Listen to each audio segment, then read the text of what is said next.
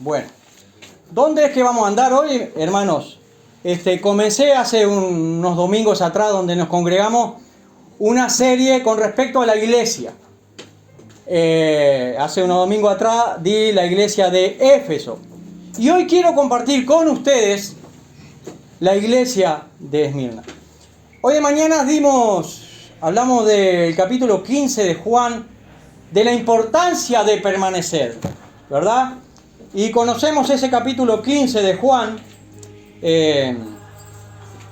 lo conocemos como el permanecer, pero también dar fruto. Dice el texto, dar fruto, si usted lo sigue leyendo, dice más fruto y mucho fruto. O sea, no solamente dar fruto, sino más, mucho. Hay una secuencia, ¿verdad? Allí. Así que vamos a andar por el capítulo 2 de Apocalipsis, hermano. El que pueda y quiera leerlo con voz audible, sonora, potente, léalo desde el versículo 8 al 11. Acá yo tomé un texto. El mensaje a Esmirna. ¿Sí? Varones con propósito 85-98. Yo qué sé, es gris, el logo es gris. Sí, ya lo encontré. El logo es gris.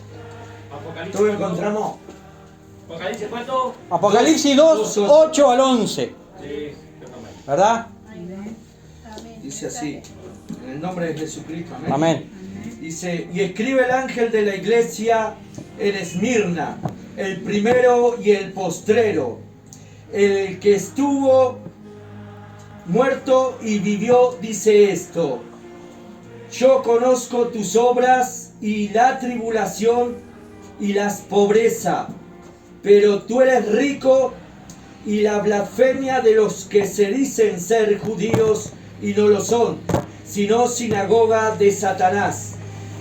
No temas en nada lo que vas a padecer. He aquí, el diablo echará a algunos de vosotros en la cárcel, para que seáis probados, y tendréis tribulación por 2 días. Sé fiel hasta la muerte, y yo te daré la corona de la vida. El que tiene oído, oiga lo que el Espíritu dice a las iglesias. El que venciere no sufrirá daño de la segunda muerte. Amén, amén, amén, amén, amén, amén. Voy a hacer una pequeña introducción, ¿verdad? Que quizás me pueda ayudar para aclarar algún punto, quizás. Dice 1 Timoteo 4:12, dice lo siguiente: ninguno tenga en poco tu juventud, sino sé ejemplo de los creyentes en palabra, conducta, amor, espíritu, fe, pureza. Dice 1 Pedro 2:2, dice lo siguiente: desead como niños recién nacidos la leche espiritual no adulterada, para que por ella crezcáis para salvación.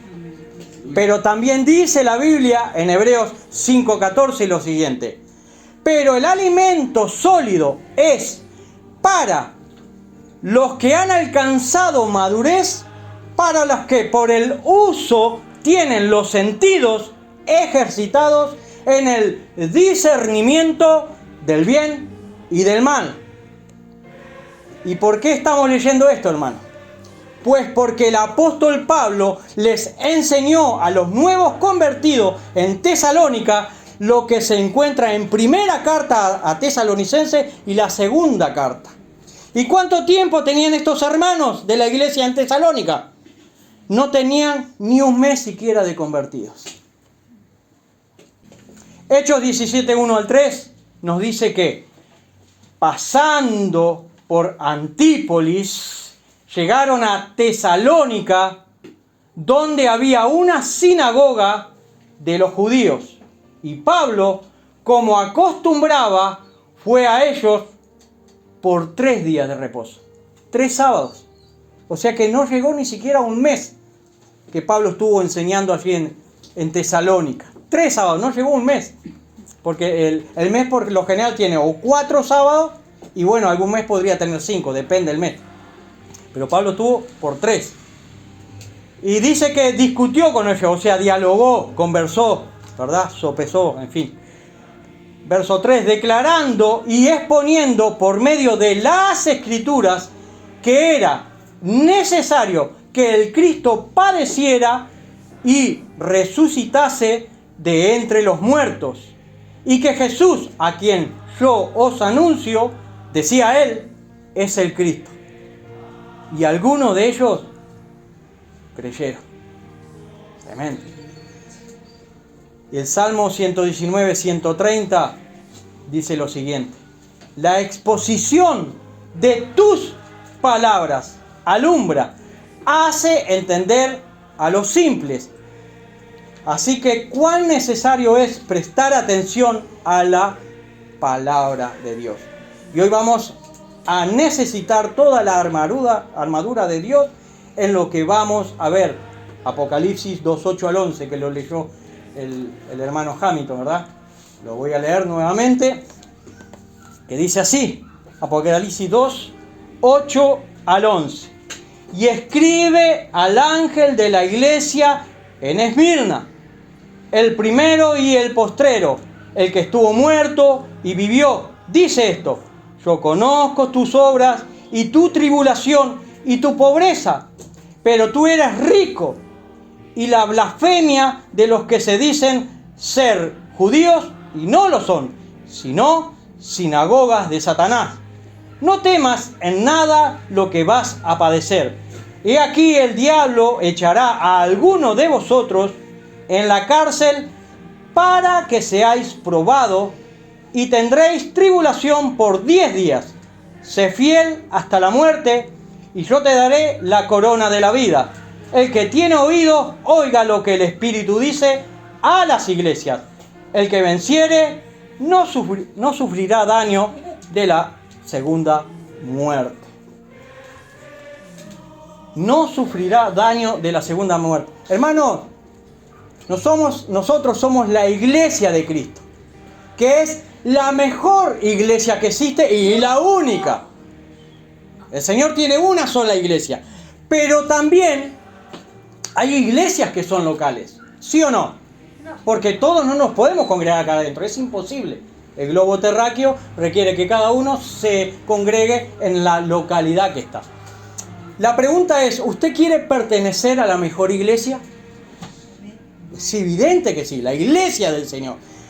Y en la jornada de hoy vamos a ver una de las iglesias locales que está en Apocalipsis, que lo acabamos de leer, y es la iglesia en Esmirna, que está localizada allí en la ciudad de Esmirna. Y dice así: escribe al ángel de la iglesia en Esmirna, el primero y el postrero, el que estuvo muerto y vivió, dice esto. El escritor aquí toma anotaciones de las palabras que el Señor le da. Escribe al ángel de la iglesia en Esmirna. Está bueno que prestemos suma atención a la palabra del Señor, ¿verdad? Y me da cuenta que hay alguno acá que es profesor y alguno que está estudiando por ahí. Eso es bueno. Eso es bueno porque ayuda a la congregación a ver más allá y también poder ser de alguien que le enseñe a su hermano por ahí que no esté tan capacitado, después lo puede hacer, porque tiene herramientas para hacerlo. Por eso es necesario escuchar la palabra de Dios. Esmirna era una ciudad de Asia Menor. Hasta el siglo VI a.C., Esmirna estaba ubicada en el noroeste del Golfo de Esmirna. Algunos datos, ¿verdad?, históricos y geográficos que nos ayudan, porque a veces, ¿qué pasa? Leemos el texto bíblico y casi que lo leemos como un misticismo. Es la palabra de Dios, pero está ausente de la realidad. Y la palabra de Dios se contextualiza también. Está en un lugar geográfico e histórico y forma parte de la historia. Y lo vamos a corroborar a lo largo de lo que vamos a ir viendo de la iglesia de Esmirna. En el siglo IV antes de Cristo, Alejandro Magno, alguien histórico, hace reconstruir la ciudad y reconstruye la ciudad en el punto opuesto, en el suroeste del Golfo de Esmirna. Claro, porque tenía la costumbre que quien conquistaba hacía lo que quería. Y él, ¿qué hizo? Trasladó la ciudad al punto opuesto. Como que no quería tener contacto con lo anterior. Algo así. La ciudad de Esmirna está ubicada a 68 kilómetros de la ciudad de Éfeso. Acá tenemos un dato geográfico o topográfico. Hay una distancia real. Esta ciudad de Esmirna sufrió en el año 178 un terremoto que la dejó absolutamente en ruinas. Esmirna, la palabra Esmirna significa mirra. Es muy posible, hermanos, que a la ciudad de Esmirna hayan ido a evangelizarla desde la ciudad de Éfeso. Es muy probable. Dice Hechos 19:10, acá el dato. Pablo así continuó por espacio de 2 años, de manera que todos los que habitaban en Asia, acá está el dato, todos, judíos y griegos, oyeron la palabra del Señor Jesús. Pablo estaba enseñando en Asia, ¿verdad? Éfeso, Esmirna y las otras iglesias. Observando la historia, uno puede corroborar que esta iglesia en Esmirna era una congregación fiel al Señor.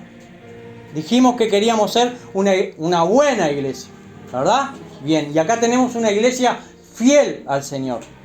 Soportó conflictos, soportó las persecuciones, soportó los encarcelamientos, etcétera, etcétera. Soportó hasta la misma muerte. 2.500 muertos en la iglesia de Esmirna por no negar al Señor. Tremendo. Esmirna es símbolo de una iglesia que es fiel al Señor. Fue Ignacio de Antioquía quien ha escrito en la ciudad de Esmirna 4 cartas. 2 de esas cartas fueron escritas a Policarpo. ¿Y quién fue Policarpo? Un discípulo directo del apóstol Juan. Historia. Escribe al ángel de la iglesia en Esmirna, el primero y el postrero, o sea, el alfa y la omega, principio y fin, el que estuvo muerto y vivió, dice esto. El primero y el postrero dice esto. El primero y el postrero, o sea, el eterno, el sin tiempo, aquel que es atemporal, dice esto. El alfa y la omega, el principio y fin. ¿Qué dice Hebreos 13:8? Jesucristo es el mismo ayer y hoy y por los siglos, el eterno. Y el versículo dice también, el que estuvo muerto y vivió.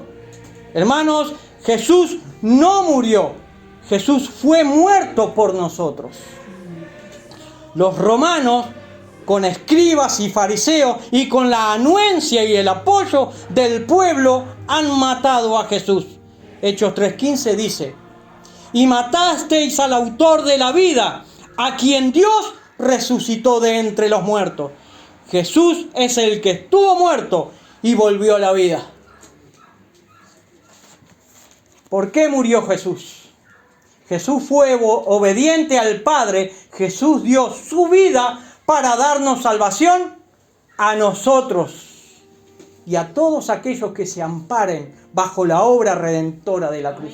Amén, gloria a Dios. Jesús dijo, Padre, que no se haga mi voluntad, sino la tuya. Jesús es quien tiene el nombre que es sobre todo nombre. Ha sido el mismo Señor Jesús quien ha pasado por aquella amarga agonía del Getsemaní. Jesús padeció la crucifixión. Jesús experimentó el sepulcro. Nos puede representar, porque Él sufrió como nosotros. Ha sido el mismo Señor Jesús que ha sido glorificado, volviendo nuevamente a la experiencia de la vida. Él resucitó. Por esta razón, Él recibió el nombre que es sobre todo nombre. Hermanos, es muy probable que en la congregación de Esmirna algunos hermanos hayan tenido que dar sus vidas por la causa del Evangelio de Jesucristo. De hecho, fue lo que sucedió. 2.500 muertos, asesinados por seguir a Cristo. Hermanos, no teman a la muerte, y mucho menos por causa del Evangelio. Dice Juan 14, 19, todavía un poco, y el mundo no me verá más. Pero vosotros me veréis, porque yo vivo, vosotros también viviréis. Hermanos, ¿sabe qué aconsejaba Pablo para los momentos adversos? Dice 2 de Timoteo 2:8. Timoteo, acuérdate de Jesucristo, del linaje de David, resucitado de entre los muertos. Esa es nuestra esperanza. Si Él resucitó, nosotros también. Esa es nuestra meta. Así también nosotros, hermanos, debemos de tener presente en nuestras mentes y corazones la obra de Cristo Jesús. Prosigamos. Apocalipsis 2:9. Yo conozco tus obras y tu tribulación y tu pobreza, pero tú eres rico, y la blasfemia de los que se dicen ser judíos y no lo son, sino sinagogas de Satanás. Yo conozco tus obras. Jesucristo el Señor sabe todo de nosotros. De esos hermanos de Esmirna, de los hermanos de Berea y de los hermanos Casa de Oración y de cualquier hermano en cualquier parte del mundo. Yo conozco tus obras. Yo conozco tus obras, tu tribulación y tu pobreza. Tliflin. ¿Qué significa esto? Tribulación. Tribulación. Tliflin. Esta palabra nos muestra, este término nos indica que la iglesia en Esmirna era y estaba siendo perseguida. Era por la persecución que estos hermanos en Esmirna tenían, que sufrían mucha tribulación. Persecución, cárcel, pérdida de sus propiedades, hambre, etc. Tengan una idea de la palabra tliflin. Es aplastar, apretar, oprimir. Los hermanos en Esmirna estaban muy afligidos, en extremo, por la situación. Estaban sufriendo extremadamente, hasta la muerte.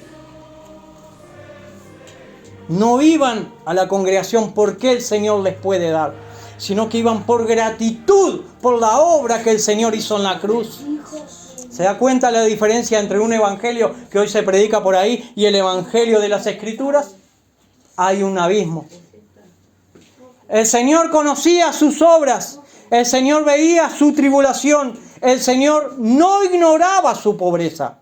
La palabra tojeian, pobreza, aquí en el contexto de la iglesia en Esmirna, el término tojeian, pobreza, nos indica extrema pobreza.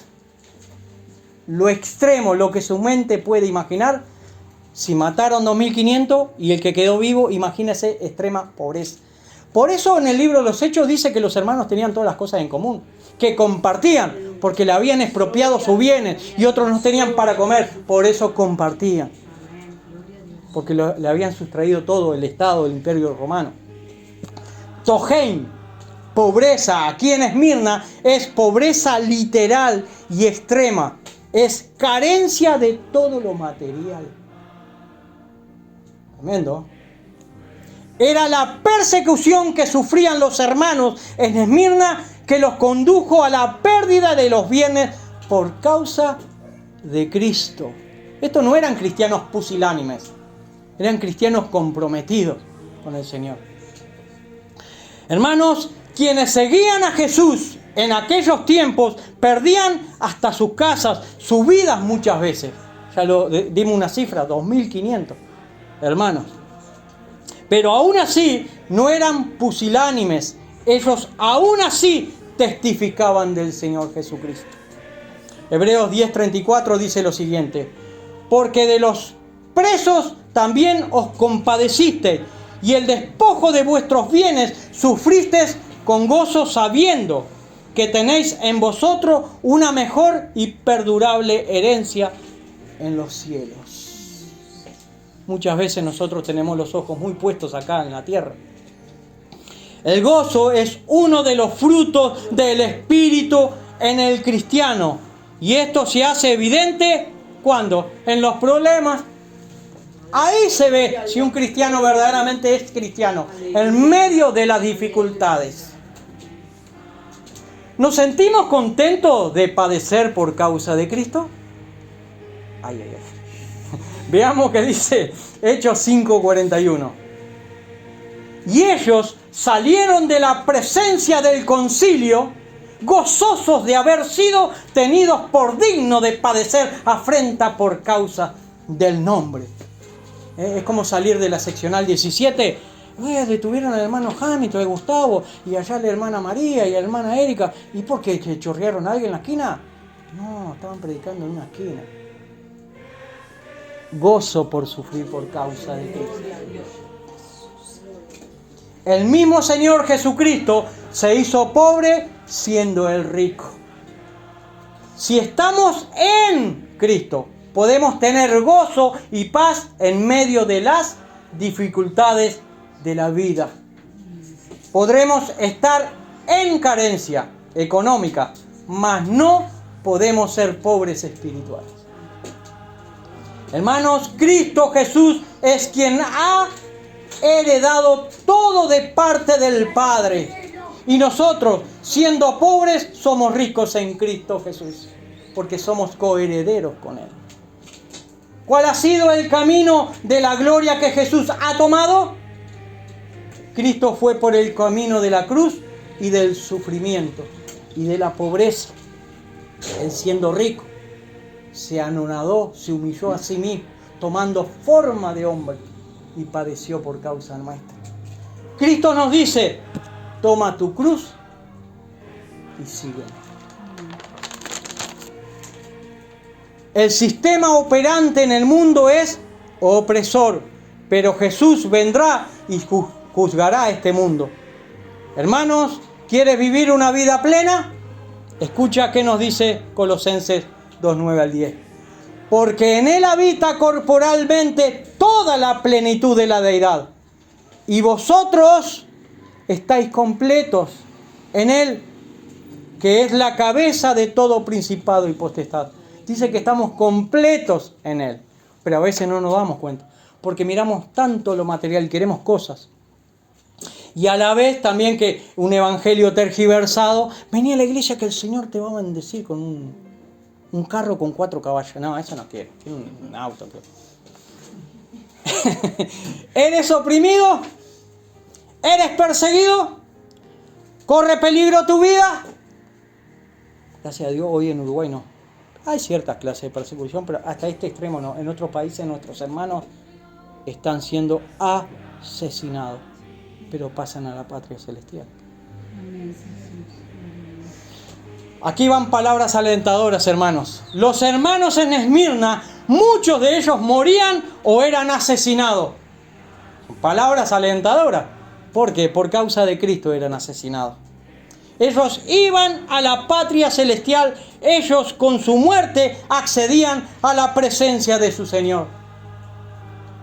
¿Quién quiere ir a la patria celestial? Nadie, levanta la mano. ¿Quién quiere estar en la presencia de Cristo? Y decimos ser valientes. La iglesia del Señor aquí en la tierra, mientras ella esté, será sacudida, perseguida, injuriada, maltratada, etcétera, etcétera, etcétera. Pero la iglesia reinará juntamente con Cristo y va a juzgar al mundo. El mundo con sus placeres podrá tener los tesoros de la tierra, pero para Dios son pobres. El Señor dijo: hacer tesoros en los cielos. Yo conozco tus obras y tu tribulación y tu pobreza y la blasfemia de los que se dicen ser judíos. Esto es en un contexto que la palabra está hablando a judíos. Nosotros vimos hoy 2023. Estos que se decían ser muy judíos maldecían a sus hermanos. La ley decía: no maldecirás. ¿verdad? Porque sus hermanos, ¿quién eran? Esos judíos que estaban siguiendo a Cristo. Y ellos los maldecían. Cristo y sus seguidores eran una gran piedra de tropiezo para el sistema religioso. Hoy es muy similar, hermanos. Cristo es excluido de muchas congregaciones. ¿O acaso no dice Apocalipsis 3:20? Estoy a la puerta y llamo. Lo dejaron afuera el Señor. Cristo era un revolucionario, pero no un revolucionario de los de hoy, sino con su mensaje, que dio vuelta a todo. Un disidente social. Jesús era un sedicioso que perturbaba a la sociedad, pero con el mensaje. Jesús no andaba a las pedradas. El mensaje traía un sismo, sacudía. Hermanos, procuremos no maldecir, no blasfemar y mucho menos perseguir a un hermano. El Señor le dijo a Saulo: Saulo, Saulo, ¿por qué me persigues?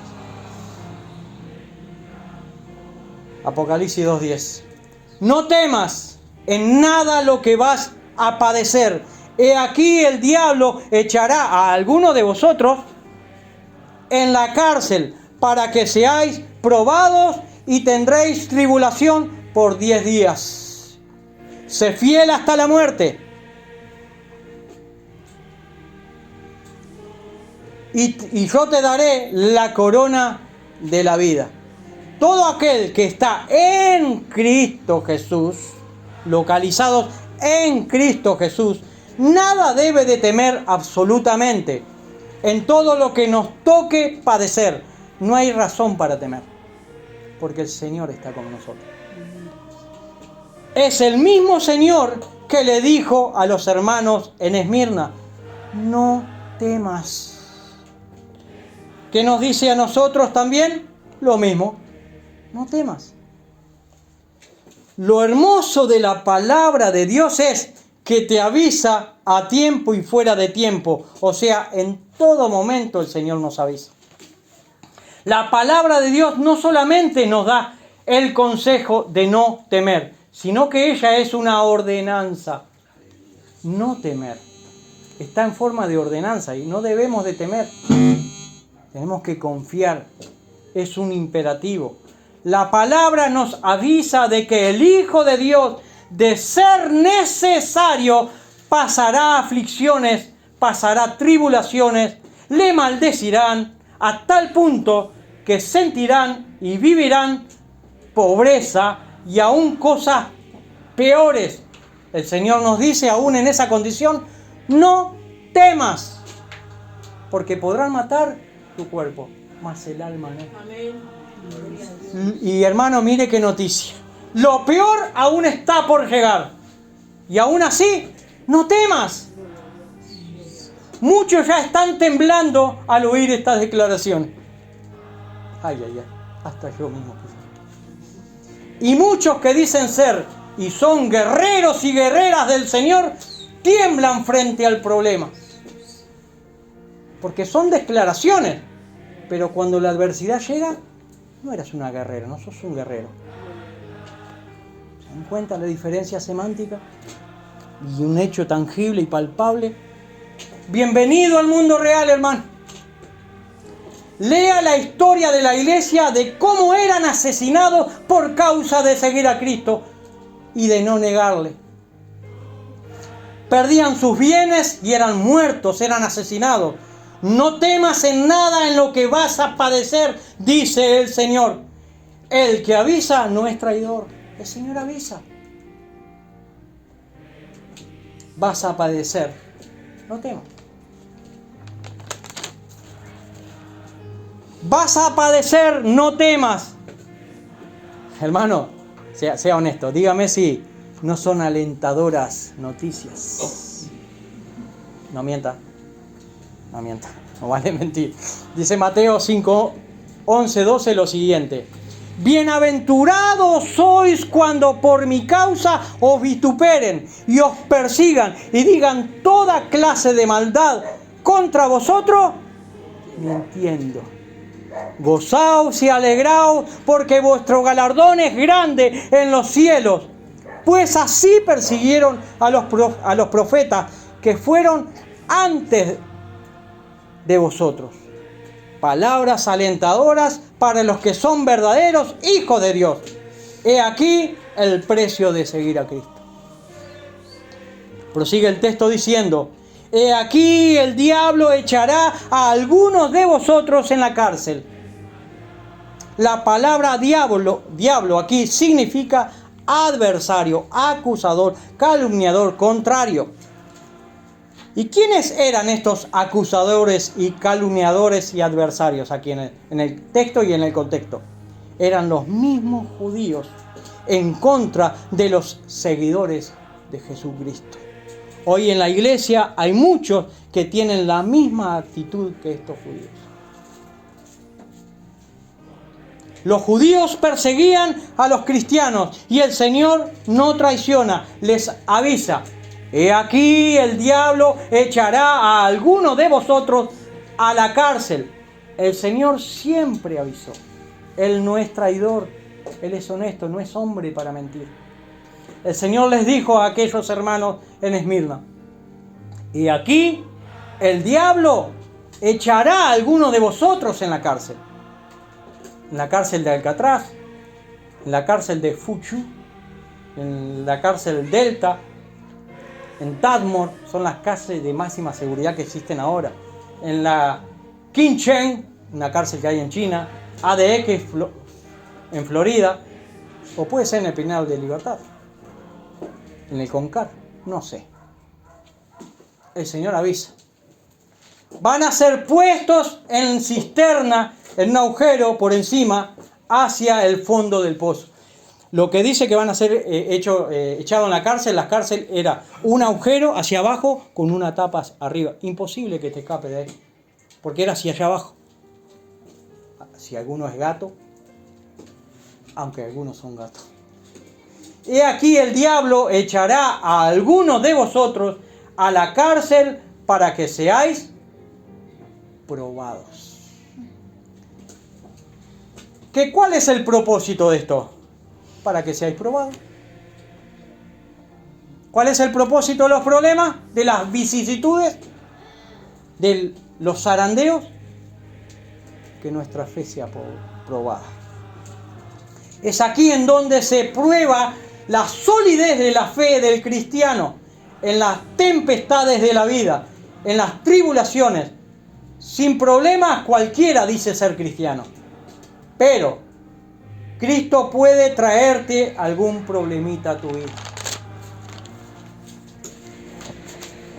Job, no sigas a Dios. ¿Se acuerda cuando le dice, maldícele? Saulo persigue a Cristo. ¿Se acuerdan los adversarios? ¿Verdad? La esposa diciéndole maldice. Y a Saulo persigue a Cristo. O sea, a todos los que persiguen a Cristo. Siempre Satanás buscará adeptos para que rechacen a Cristo y su obra. Mas Dios buscará desarrollar el carácter del cristiano en medio de las tormentas. Estos hermanos en Esmirna estaban padeciendo por causa de Cristo. Ahí tenemos a los hermanos de la iglesia en Esmirna para imitarlos. A veces parece un mensaje que no es alentador, ¿verdad? Pero sin embargo, creo que es la mejor iglesia de la historia. ¿Cómo? Si ellos por causa de Cristo le dieran todo, sus vidas. ¿Quieres que tu fe sea de calidad superior? De ser necesario para tu vida y la mía, seremos probados, hermano. Hermano, es Dios quien permite que nosotros seamos probados. Dios dice que de ser necesario, seremos afligidos en diversas pruebas para que sometidos a la prueba, nuestra fe, y mucho más preciosa que el oro, el cual, aunque perecedero, se prueba con el fuego, para que nuestra fe sea hallada en alabanza, gloria y honor cuando sea manifestado Jesucristo. Primero de Pedro 1, 6, 7. La Biblia nos convoca a madurar. Hermanos, el que avisa no es traidor. Cristo siempre avisó, Dios siempre avisó, la palabra de Dios avisa, solo hay que leerla. El Señor dice que tendremos aflicciones. El Señor no nos prometió una vida sin tormentas. Más bien Él dijo que en medio de la tormenta Él iba a estar con nosotros. Señor, me hundo, dijo Pedro. Y el Señor dice, en el mundo tendréis aflicción, pero confiad, yo he vencido al mundo. ¿Se dan cuenta? ¿Captan? ¿Y por qué el Señor dijo esto? Estas cosas os he hablado para que en mí tengáis paz. La paz os dejo, mi paz os doy. Yo no la doy como el mundo la da. No se turbe vuestro corazón, ni tengan miedo, no teman. Es bueno recordar las palabras, hermanos. Puedes tener paz en la tormenta, fe y esperanza cuando no puedas seguir, aun con tu mundo hecho pedazos, el Señor guiará tus pasos en paz en medio de la tormenta. El texto que estamos viendo, Apocalipsis 2:10, continúa diciéndonos: tendréis tribulación por 10 días. Qué poquito de tiempo, diría alguno, ¿no? 10 días nomás.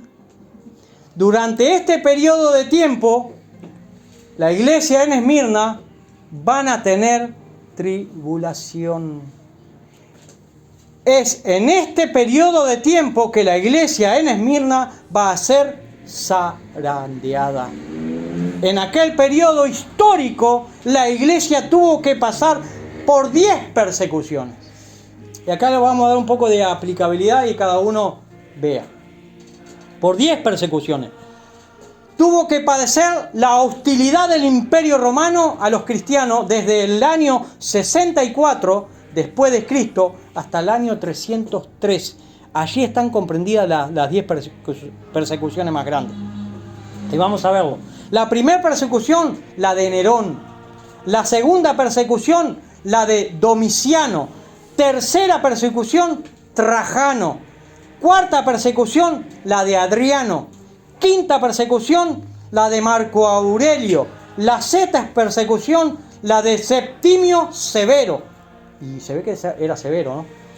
La séptima, la de Maximinio Tracio. La octava, la de Decio. La novena persecución, la de Valeriano.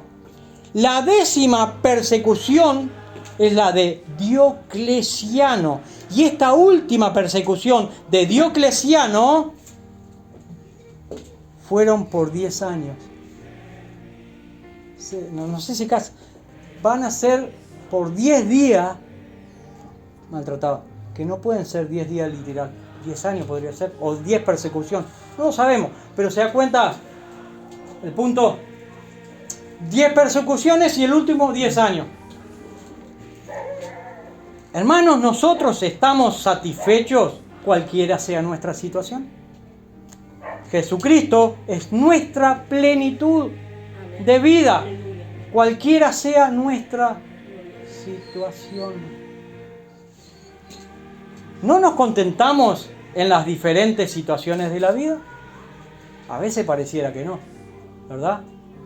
Pablo dijo, sube estar en pobreza y en riqueza, y siempre sirvió al Señor, no importa la circunstancia, flotando 14 días arriba de una madera en el mar, en el Mediterráneo. Hermanos, en esta iglesia, en Esmirna, murieron por causa de la persecución no menos de unas 2.500 hermanos. Ya lo vimos. Dios no traiciona, Él siempre avisa todo lo que iba a ocurrir por causa de su nombre. En Isaías 26:20, Dios avisa a su pueblo, a Israel, los tiempos turbulentos que se acercaban.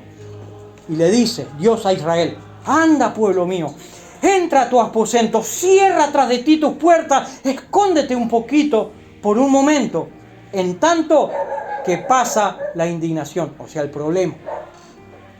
Dios nunca traicionó, Dios siempre avisó.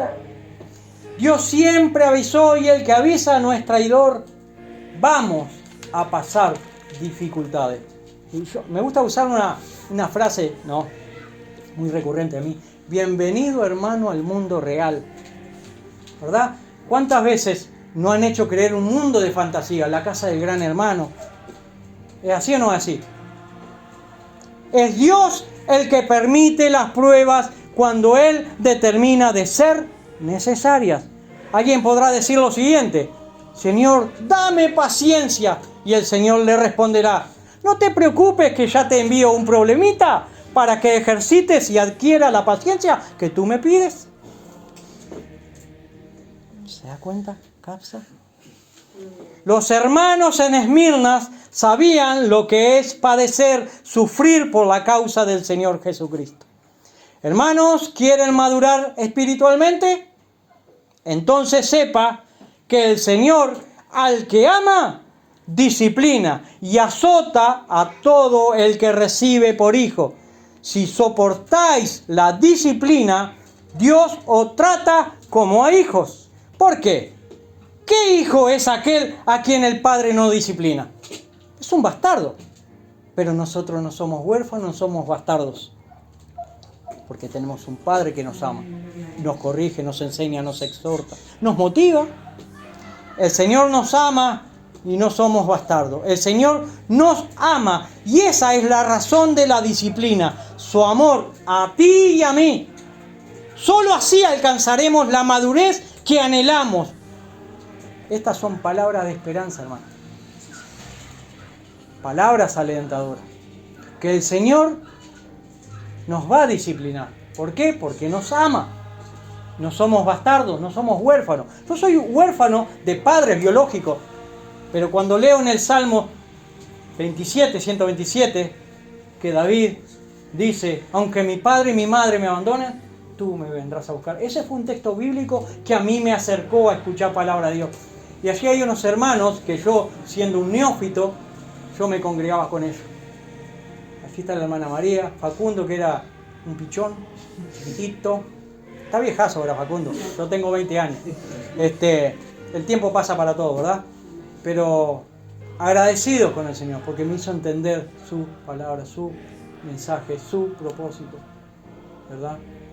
Y el Señor lo que nos quiere muchas veces no siempre, sacar del infantilismo en el cual este sistema operante en el mundo, tanto en el mundo secular como en la iglesia del Señor, que se han infantilizado. Pero el Señor nos quiere hablar la realidad de la vida. ¿Cómo es la vida? El texto continúa diciendo: sé fiel hasta la muerte y yo te daré la corona de la vida. Aquí hay una demanda que el Señor le hace a su iglesia, que es de ser fiel a Él hasta la muerte. Lo dice el texto, yo no escribí la Biblia. Yo cuando conocí al Señor ya estaba escrito. Y yo tomo lo que dice el texto y lo transmito. En aquel periodo de tiempo de la iglesia en Esmirna, los hermanos fueron fieles al Señor a tal punto que unos 2.500 hermanos de ellos fueron asesinados por causa de seguir a nuestro Señor Jesucristo. Nosotros deberíamos de preguntarnos si nuestra fidelidad llegaría hasta el punto de dar la misma vida por seguir a Cristo. Es una pregunta muy válida, porque en nuestro regazo, en nuestra comodidad, apretamos el control, miramos la tele, preguntarnos: ¿padeceríamos nosotros por causa de Cristo? Es una pregunta muy válida para hacernos, ¿verdad? ¿Acaso Hebreos 12:4 no nos exhorta diciéndonos: porque aún no habéis resistido hasta derramar sangre, o sea, hasta la muerte, combatiendo contra el pecado? Tremendo. Hermanos, ¿qué desafío implica el ser cristiano? Tremendo desafío implica. ¿Estamos dispuestos a morir por causa de Cristo Jesús? La pregunta del juez cuando nos casamos es: ¿promete ser fiel en la salud, en la enfermedad, hasta que la muerte lo separe? Respondimos que sí. Ahora, aquí es ser fiel hasta la muerte. En Esmirna es algo muy diferente. Ser fiel hasta la muerte, no hasta que la muerte nos separe. Yo por un paro cardíaco, o viejito, o viejita. No, acá es porque me pueden asesinar, es diferente. O sea, el Señor dice que debemos de ser fiel a Él, aunque esto implique que te asesinen por su causa. ¿Casan la diferencia de la fidelidad a la esposa o al esposo y la fidelidad al Señor? Hay una diferencia muy grande. Una cosa es casarte porque estás enamorado de tu esposa o tu esposo. Otra cosa es estar enamorado de Jesús y su obra, que implica el de ser responsable como hijos de Dios hasta el punto de ir a la muerte por su causa. Una cosa es cantar, enamorado de Jesús, enamorado, enamorado de Jesús, enamorado de Él, enamorado de Él. Y otra cosa es el compromiso que implica seguir a Jesús verdaderamente. El de ser fiel hasta la muerte. Ser fiel hasta la muerte, y yo te daré la corona de la vida.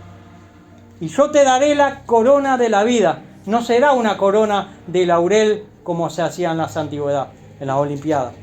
Que al que ganaba en una competencia, así lo coronaba. Competían por hojas que se secaban. Mas el Señor promete a los que se mantengan fieles la corona de la vida. No hojas que se marchitan.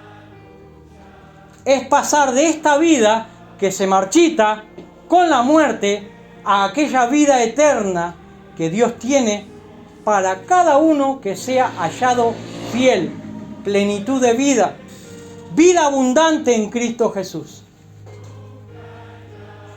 El Señor tiene preparado para sus hijos una corona que es viva, es la misma vida eterna.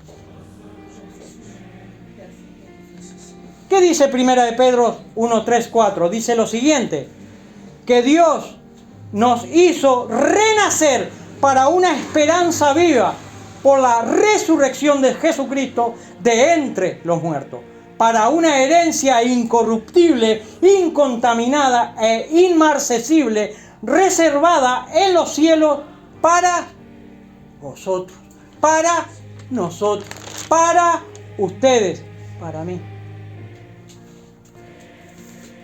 Hermanos, Dios dice en Romanos 8, 16 al 17, el Espíritu mismo da testimonio a nuestro espíritu de que somos hijos de Dios.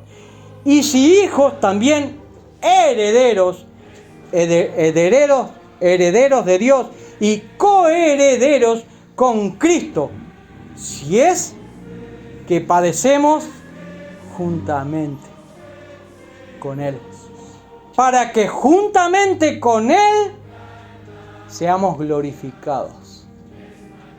Leer el texto bíblico muchas veces suavecito nos ayuda al oído para entender, porque a veces lo leemos ¡bum! Y perdimos lo que nos quiere comunicar más profundo. Eso se llama semántica, profesora de literatura.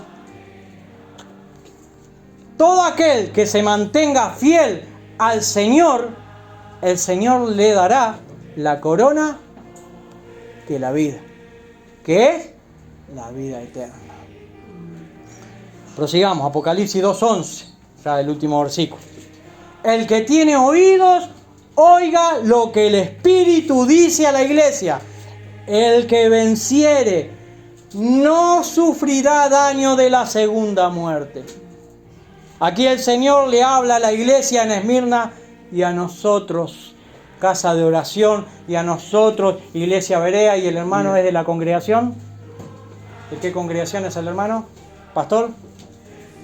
De acá. Ah, casa de oración. Bueno, casa de oración por dos. El Señor dice, el que tiene oído, oiga. Nos habla a cada uno de nosotros, no hagamos oídos sordos. Escuchémosles. Escuchemos qué nos dice el Señor. El que venciere no sufrirá daño. Hermanos, somos más que vencedores por medio de aquel que nos amó, Cristo Jesús. Tenemos que estar localizados en Cristo Jesús. No olvidemos que nosotros somos linaje escogido por Dios, real sacerdocio elegido por Dios, nación santa, pueblo adquirido por Dios, para que anunciéis las virtudes de aquel que nos llamó de las tinieblas a su luz admirable. Vosotros, que en otro tiempo no erais pueblo, pero que ahora sois pueblo de Dios, que en otro tiempo no habíais alcanzado misericordia, pero ahora habéis alcanzado misericordia. Hermanos, ¿comprendemos que somos la iglesia del Señor? Entonces, a él oír, el que tiene oído, oiga lo que el Espíritu dice a las iglesias. El que venciere no sufrirá daño de la segunda muerte. Si cada uno de nosotros estamos en Cristo Jesús, entonces y solo entonces venceremos y no sufriremos el daño de la muerte segunda. Todo hijo de Dios es convocado, todo hijo de Dios es llamado a ser vencedor en Cristo Jesús. Hermanos, la Biblia nos enseña que la muerte es un estado de separación. Tenemos una muerte física y tenemos una muerte espiritual. O una vida física y una vida espiritual. La primera es la separación de la parte que vemos, o sea, la material, la parte que no vemos, que es la espiritual. Con esta separación concluye la vida humana aquí en la tierra. 2.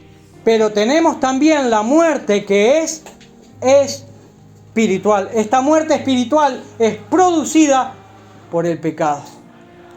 Es el pecado que nos ha separado de Dios. Ahora, el muerto espiritual es aquel que no tiene comunión con Cristo. El muerto espiritual es quien no tiene comunión con Cristo. Mas quienes tienen comunión con Cristo anda y vive en novedad de vida en Cristo Jesús. Y por esta razón no sufrirá daño de la muerte segunda. ¿Por qué? Por la comunión de vida con Cristo Jesús. Así, de esta manera, en Cristo Jesús venceremos como los hermanos de Esmirna y no sufriremos daño de la muerte segunda. La fidelidad de aquellos hermanos en Esmirna quedó plasmada en que muchos de ellos han perdido la vida física por amor a Cristo Jesús. Pero no han sufrido pérdida de la comunión con el Señor de la iglesia, que es Cristo Jesús. ¿Se dan cuenta de la diferencia? Esto es tener plenitud de vida, vivir en Cristo y para Cristo. Haciendo esto, tenemos vida que es eterna en Cristo Jesús. Haciendo esto, que permaneciendo en Él. Aunque te asesinen por seguir a Cristo, tienes vida eterna en Él y con Él y para Él. Ahora, aquel que muere sin Dios, o sea, sin aceptarle a Él como su Señor y Salvador, solo le queda una horrenda expectación de juicio y de hervor de fuego que ha de devorar a los adversarios. ¿Dónde tiene lugar esta muerte segunda? Veamos Apocalipsis 20, 14 al 15, que dice: y la muerte y el Hades fueron lanzados al lago de fuego. Esta es la muerte segunda. Y el que no se halló inscrito en el libro de la vida fue lanzado al lago de fuego. Papeles por todos lados, ¿verdad? Todo aquel que muere en Cristo, todo aquel que muere por la causa de Cristo, gozará de la plenitud de vida eterna. Así que, hermanos, nosotros que aún vivimos, hagamos como los hermanos en la iglesia en Esmirna, que tenían los ojos puestos en Jesús, el autor y consumador de la fe, quien por el gozo puesto delante de él, sufrió la cruz, menospreciando lo oprobio, y se sentó a la diestra del trono de Dios. Hermano, les quiero confesar algo. Hace muchos años, cuando yo me congregaba en Burgueño, si alguien conoce, Ministerio Restauración, un hermano me pregunta, acá en Galeano, allá casi Belloni, yo no conocía mucho la palabra, ¿dónde está el Señor sentado? Yo qué sé dónde está el Señor sentado. Y el hermano me citó esto, el hermano Hamilton. Y yo ahí me comencé a preguntar, ¿qué sé yo del Señor? Pues, literal, fue él, yo estaba con mi esposa creo ese día. Y ahí yo me di cuenta que tenía alguna carencia. No conocía a mi Señor, ni a dónde estaba sentado. A la diestra de Dios. Ese pasaje me lo citó el hermano Hamilton. Y sin él darse cuenta, el Señor lo utilizó para motivarme a leer su palabra. Hebreos 10:35 al 38 dice: no perdáis pues vuestra confianza, que tiene grande galardón, porque os es necesaria la paciencia, para que habiendo hecho la voluntad de Dios, obtengáis la promesa. Porque aún un poquito, y el que ha de venir, vendrá, y no tardará. Mas el justo por la fe vivirá, y si retrocediere, no agradará a mi alma. Tremendo. Esto dice el Señor, que el que retrocediere no agradará a su alma. Por eso estamos convocados, llamados a crecer, no solamente a sumar años congregándonos, sino a crecer y conocerle más a Él. Hermanos, la razón de nuestra vida ¿es Dios? Una pregunta. ¿Buscamos agradar a Dios? ¿Procuramos obedecer su palabra? Procuremos ser fieles como los hermanos en la iglesia de Esmirna. Tremendo. Tremendo. Creo que el Señor nos ha hablado, ¿verdad? Y sabe que muchas veces las palabras exhortación en el texto bíblico, y muchos dicen, le suena malo la palabra exhortación, pero la palabra exhortación se utilizaba en el ejército para motivar a los combatientes para ir a la guerra, ¿verdad? Y el Señor hoy con estas palabras nos motiva para ver dónde estamos parados y a dónde tenemos nuestros ojos puestos, ¿verdad? ¿Queremos ser una buena iglesia? Ahí tenemos un modelo para seguir, ¿verdad? Que es una iglesia que está en el texto bíblico, que estaba en un contexto social, que padeció hambre, que sufrió, que le quitaron sus bienes, y cuando leemos nosotros en el libro de los Hechos, y tenían sus cosas en común, por el sufrimiento, el hambre que había, y tenían sus cosas en común. ¿Por qué? Porque esas cosas que tenían en común lo causó la persecución que tenían. No era, en principio, nosotros leemos el versículo ese, de hecho, qué amorosos que eran los hermanos. Sí, pero no se lee no se aprecia esa persecución que estaban pasando. Y ahora lo hemos leído y podemos hacer nosotros lo que llaman la sinapsis, el nexo. Claro, mirá, es por eso que tenían las cosas en común. Porque le habían expropiado sus bienes. Y aquellos hermanos que aún le quedaba algo, compartían con aquellos. Hermanos, que el Señor les bendiga.